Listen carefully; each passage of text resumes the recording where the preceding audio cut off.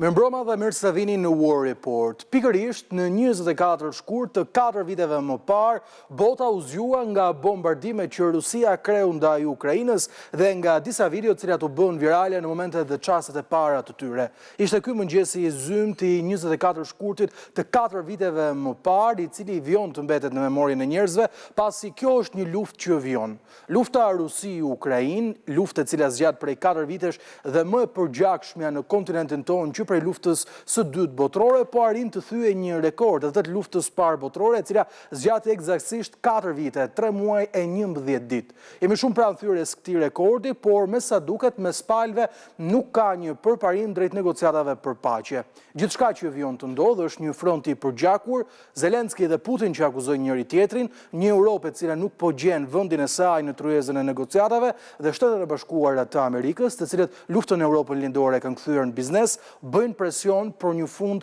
sa më parë të këtij konflikti. Do të ndalemi mbrëmjen e sotme në War Report për të analizuar gjithçka që ka ndodhur përgjatë këtyre 4 viteve, por gjithashtu për të treguar hap pas hapi gjithçka që ka ndodhur jo vetëm në aspektin gjeopolitik dhe diplomatik, por edhe në frontin e betejës. Ky hartë e sjell nga media britanike dhe Telegraph ka treguar gjithçka që ka ndodhur në Ukrainë në këto 4 vite. Në pjesën në ngjyrën blu shohim se si ushtria e Vladimir Putin, e cila nisi pushtimin brutal të Ukrainës në 24 shkurt të vitit 2022, u ofrua deri pranë Kievit me një avancim të shpejtë, i cili arriti të tejkalonte deri në 500 km/h në ditë, sipas raportimeve të Institutit për Studimet e Luftës. Kanë qenë 4 vite të një betejë të përgjakshme, e cila është shënjestruar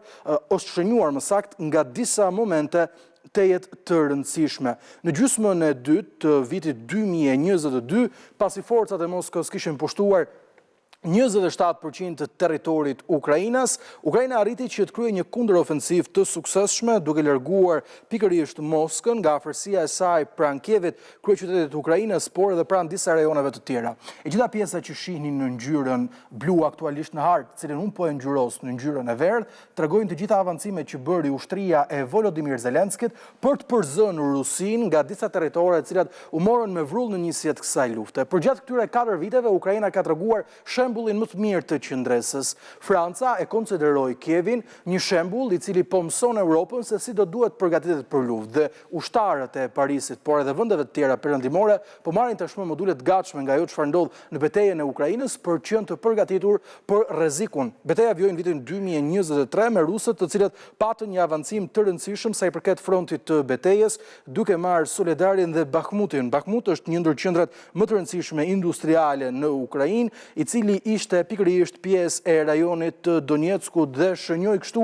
një ndër fitoret kryesore të Moskës në frontin e betejës, për djuar më pas në vitin 2024 me rusët që vjuan avancimin e tyre me marrjen e Avdivkës, duke shënuar kështu një tjetër fitore të rëndësishme. Sa i përket vitit 2025, duhet thënë se fitoria më e madhe e Moskës ka qenë padyshim Pokrovsk, edhe ky i vendosur në rajonin e Donetskut. Megjithatë, përgjatë këtyre 4 viteve luftë, edhe Ukraina tregoi se di se si të luftojë dhe mbi të gjitha se si të dërgojë luftën në shtëpinë e armikut. Pikërisht ofensiva ose më saktë kundërofensiva e Kievit në vitin 2024 çoi ushtarët e Volodymyr Zelenskit për herë të parë thellë brenda Rusisë në rajonin e Kurskut, një ofensivë e cila nuk zgjati shumë gjatë, megjithatë ishte një shembull i qartë se Rusia e përjetoi ato çfarë kishte përjetuar Ukraina, ndoshta me një ndikim më të minimizuar. Për herë të parë që prej luftës së dytë botërore, një territor rus u vënë në okupim të përkohshëm. Sigurisht gjërat rrodhën më pas, një ndërprerje ndihmës amerikane, vështirësi të shumta, skandale korrupsioni, të gjitha këto patën një ndikim të drejtë për drejtë në Ukrainën, e cila u detyrua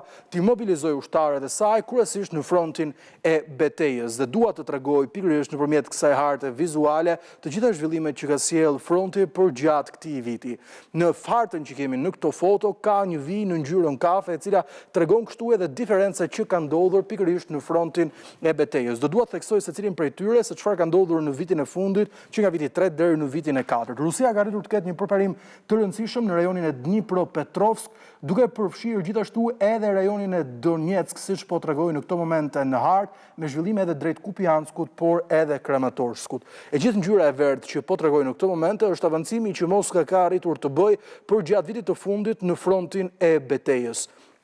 Zhvillime për të zhvendosur vëmendjen e ushtrisë ukrainase ka pasur edhe në Zaporizhia, por gjithashtu edhe në veri të Harkivit dhe poshtë rajonit të Kurskut, rajonit të Ukrainës pikërisht në rajonit të Rusisë, pra pikërisht në sumi të Ukrainës. Janë të gjitha këto ngjyrat të verdha të cilat tregojnë një avancim minimal të Moskës në frontin e betejës, por që është jetik pasi betejë tashmë po zhvillohet përtej Pokrovskut në Kostiantinivka, përmarrjen e Kramatorskut dhe Slovianskut, të cilat janë dy elemente të kyçe që sipas Institutit për Studimet e Luftës do të jepnin Moskës fitoren totale të rajonit të Donbasit, duke dhënë kështu një kontroll absolut. Të gjitha këto institute ndërkombëtare vlerësojnë se me kushtet aktuale Rusisë do t'i duhet luftonte për të paktën 18 muaj për të marrë të plot rajonin e Donbasit. 4 vite luftë me siguri ngrehen pikpyetjet tek ju se kush kanë qenë sulmet të cilat janë kryer në frontin e betejës. Kjo grafik e sjell nga media Al Jazeera ka treguar se në 4 vite luftë Rusia ka kryer ndaj Ukrainës më shumë se 101.000 bombardime duke përdorur raketa të ndryshme, predha artillerie, goditje me avion dhe raketa të llojit të ndryshëm duke përfshirë Iskander, raketën e njohur me kapacitet për të mbajtur nga raketës bërthamore Oreshnik, por edhe një sër raketash të tjera. Përplasjet të armatosura në front mes batalionave luftarake janë regjistruar 68.027 përplasje të tilla në 4 vite luftë me një front përgjakshëm i cili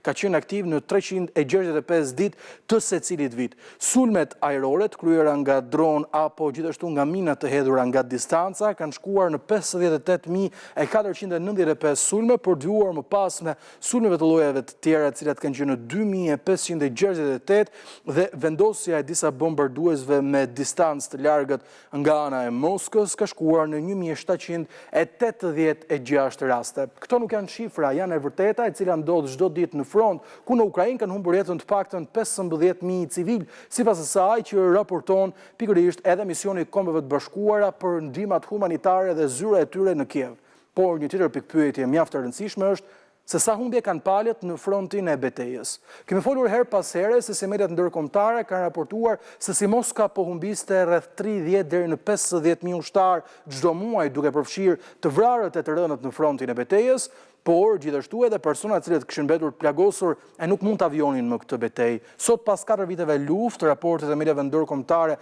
duke përfshirë këtë grafik të The Telegraph tregojnë se Rusia ka humbur në luftën kundër Ukrainës së paku 1.9 milion ushtar. Në këtë shifër, padyshim përfshihen personat e vrarë, por edhe ato të plagosur, të cilët fal këtyre plagosjeve dhe plagëve që kanë marrë në frontin e betejës, nuk kanë mundur më të kthehen në front për të vijuar luftën e urdhëruar nga Vladimir Putin.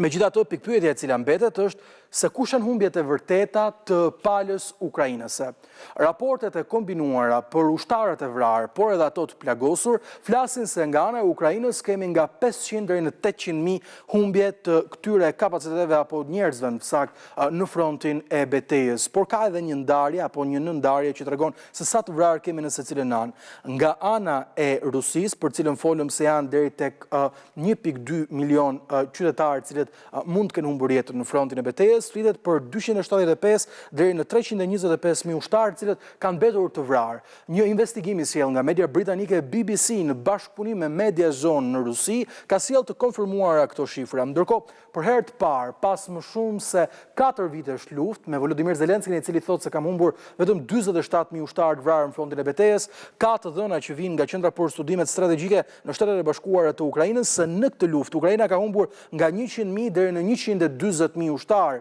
E thënë ndryshe, ky raport mes humbjeve të dy palëve tregon se është një raport humbjesh 2-1 në favor të Ukrainës, por si gazetar është një pikpyetje shumë e madhe për të ngritur. A janë vërteta këto raportime kur bëhet fjalë për anën e Kievit? Me siguri jo, dhe ky është mendim i shumë analistëve ushtarak që tregojnë se kjo po përdoret edhe si propagandë për të bindur vetëm popullin Ukrainës, por gjithashtu edhe perëndimin se Ukraina ka nevojë që të mos lëshoj pe në këtë luftë dhe mbi gjitha ta fitojë atë, sepse siç tha edhe Friedrich Merz, fati i Ukrainës është fati i të gjithë Europës. Kanë qenë këto zhvillime të cilat sigurisht kanë sjellë një dinamik më të madhe përgjatë këtyre 4 viteve, duke treguar kështu gjithçka që ka ndodhur. Solla në shifra, gjithçka që ndodh jo vetëm në terren, por edhe tek humbjet e njerëzve dhe hartat që shpeshherë tregojnë sa i përket situatës në Ukrainë, kanë padyshim të ngjyrosur në ngjyrë të kuqe ato territoret pushtuara, por përtej të kuqes grafike, në fakt NATO harta është edhe gjaku i ushtarëve të cilët vjojnë këtë betejë, e cila është më e ashpër në kontinentin tonë që prej luftës së dytë botërore.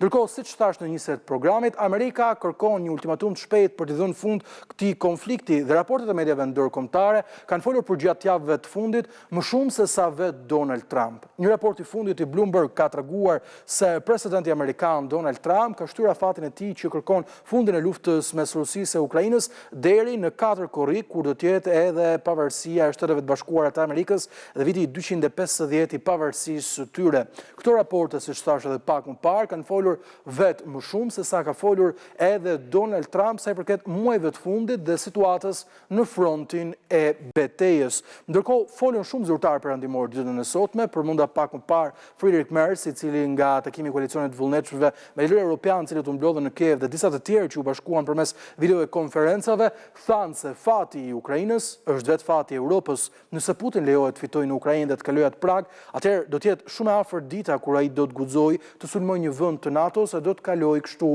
edhe në Baltik. Nga ana tjetër, zhvillime ka pasur